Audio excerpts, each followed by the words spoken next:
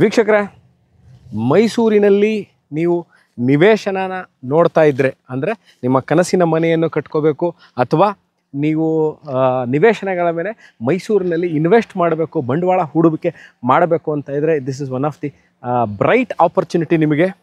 ನಾನಿವತ್ತಿರೋದು ಮೈಸೂರು ಶ್ರೀರಾಮ್ಪುರ ಪಕ್ಕದಲ್ಲೇ ಇರುವಂತಹ KSRTC ಲೇಔಟಲ್ಲಿದ್ದೀನಿ. ನಾನು 3040 ನಾರ್ತ್ ಫೇಸಿಂಗ್ ಸೈಟ್ ಒಳಗೆ ನಾನು ನಿಂತಿದ್ದೀನಿ.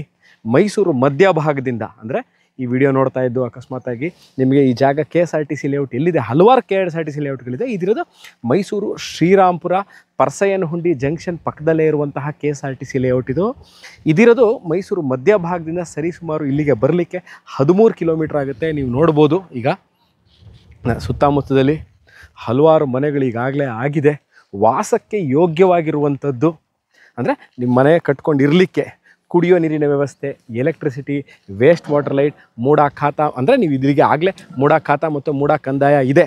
ನೀವು ಮನೆ ಕಟ್ಟದಲ್ಲಿ ಮೂಡದಿಂದ ಪ್ಲ್ಯಾನ್ ಅಪ್ರೂವಲ್ ಸಹ ಸಿಗುವಂತಹ ಇವೆಲ್ಲ ಸುಸರ್ಜಿತವಾಗಿರುವಂತಹ ರೆಸಿಡೆನ್ಷಿಯಲ್ ಲೇಔಟ್ KSRTC ಬಡಾವಣೆ ಅಂತ 3040 ನಾರ್ತ್ ಫೇಸಿಂಗ್ ಸೈಟ್ ಅವೈಲಬಲ್ ಇದೆ and East facing site available ಇದೆ.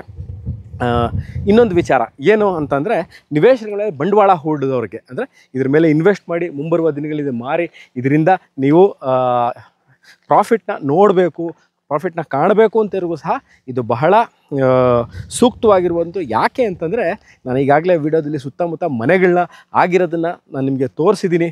ಕೆಲವೇ ದಿನಗಳಲ್ಲಿ ರೇಟ್ಗಳು ಖಂಡಿತವಾಗ್ಲೂ ಇಲ್ಲಿ ಮೇರೆ ಇರುವ ಚಾನ್ಸಸ್ ಬಹಳಷ್ಟಿದೆ.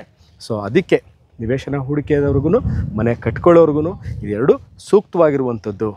ಇಲ್ಲಿ ಏನು ಅಂತಂದರೆ ಸುತ್ತಮುತ್ತ ಅಂಗಡಿ ಮುಂಗಟ್ಟುಗಳು, ದೇವಸ್ಥಾನ, ಡಾಕ್ಟರ್ ಕ್ಲಿನಿಕ್ಕು ಇವೆಲ್ಲವೂ ಸರಿಸುಮಾರು 2 ಕಿಲೋಮೀಟ್ರ್ ಒಳಗೆ ಪ್ರತಿಯೊಂದು ಸಿಗುವಂಥದ್ದು.